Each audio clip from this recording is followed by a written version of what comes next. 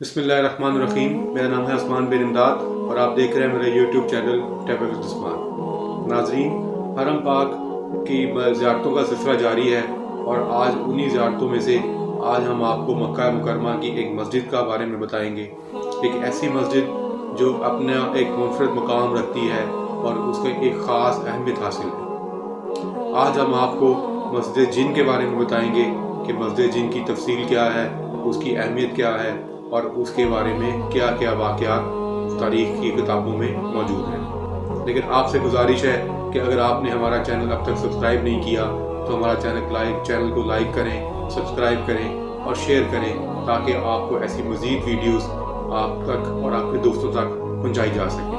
آپ کا بہت شکریہ۔ یہ عظیم الشان مسجد خانہ کعبہ حرم پاک کے بالکل قریب واقع ہے۔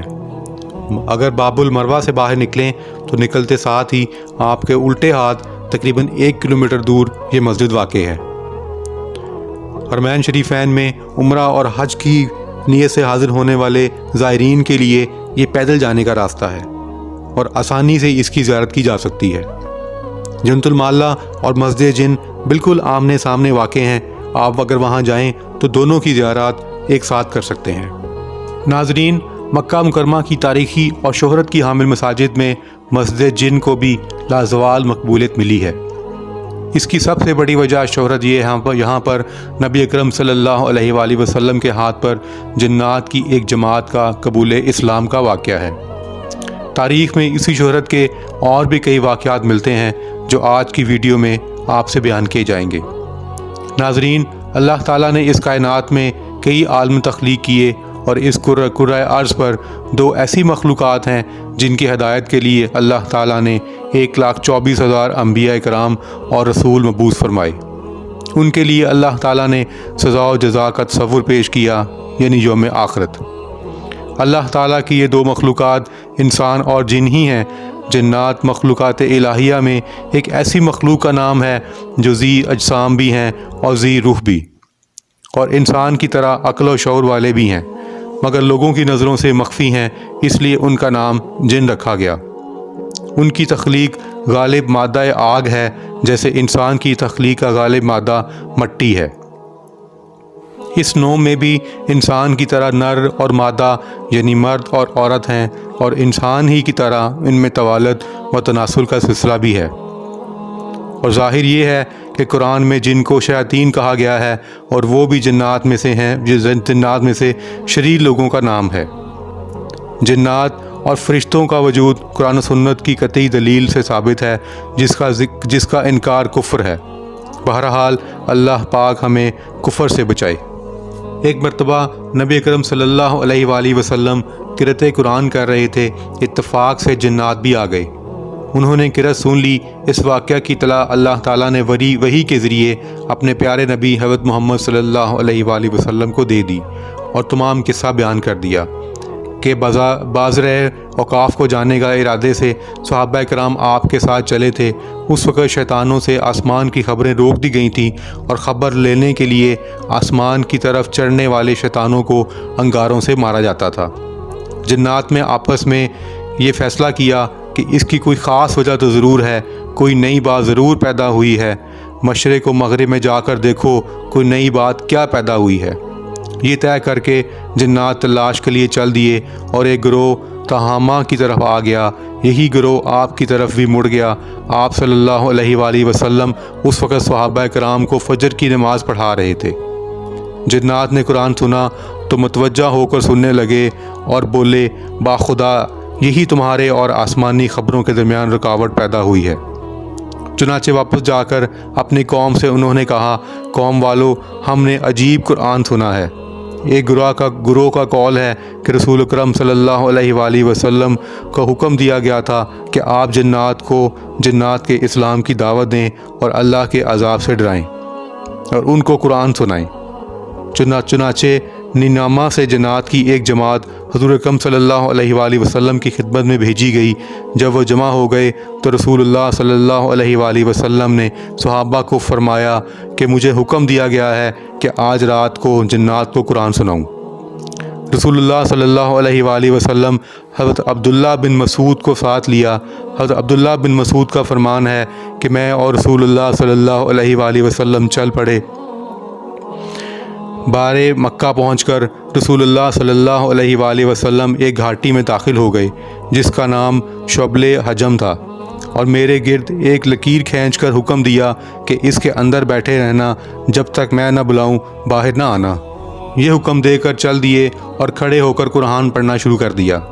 मैंने देखा कि गधों की तरह कुछ जानवर तेज़ी के साथ उड़ते आ रहे हैं। उनके साथ मुझे कुछ शोर गुल भी सुनाई दिया। मुझे हज़ूर अकरम सल्लल्लाहु अलैहि वसल्लम के मुतल्लिक़ फ़िक्र हुई। फिर कसरत से परछाइयाँ हज़ूर अकरम सल्लल्लाहु अलैहि वसल्लम के आसपास छा गईं और हज़ूर अकरम सल्लल्लाहु अलैहि वसल्लम से मेरी आड़ हो गई। आप सल्लल्लाहु अलैहि वसल्लम की आवाज़ भी मुझे सुनाई न देती थी, और कुछ देर के बाद बादल की टुकड़ियों की तरह टुकड़ियाँ बनाकर जाना शुरू हो गए, और फजर के साथ आप सल्लल्लाहु अलैहि वसल्लम फ़ारिग होकर मेरे पास तशरीफ़ लाए और फरमाया कि क्या तुम सो गए थे? मैंने कहा नहीं या रसूल अल्लाह, खुदा की कसम मेरा इरादा हुआ कि लोगों के लिए को मदद के लिए पुकारूं, मगर लाठी की आवाज़ से मैंने आपको ये फरमाते सुना कि बैठ जाओ। आप सल्लल्लाहु अलैहि वसल्लम ने फरमाया कि अगर तुम हसार से बाहर निकल आते तो डर था कि इनमें से कोई तुम पर झपट्टा मार देता। फिर फरमाया कि तुमने कुछ देखा?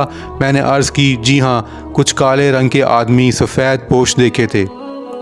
आप सल्लल्लाहु अलैहि वसल्लम ने फरमाया कि वो नसाबियान के जन्नात थे, मुझसे खाने पीने की चीज़ें मांग रहे थे।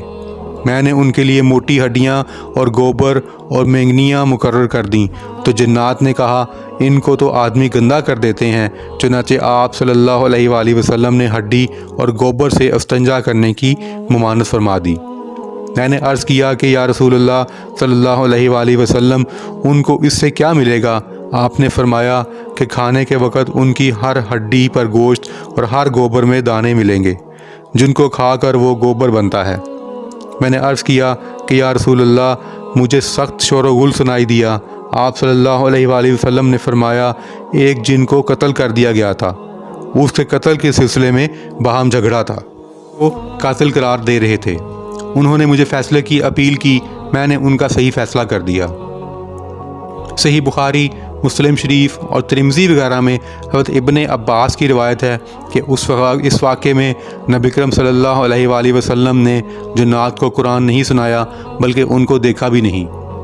बल्कि वाक़या ये पेश आया कि आप अपने कुछ सहाबा के साथ बाज़ार काफ की तरफ जा रहे थे। वो मुकाम नखला पर पहुँचे तो रसूलुल्लाह सल्लल्लाहु अलैहि वसल्लम के साथ फजर की नमाज़ अदा कर रहे थे।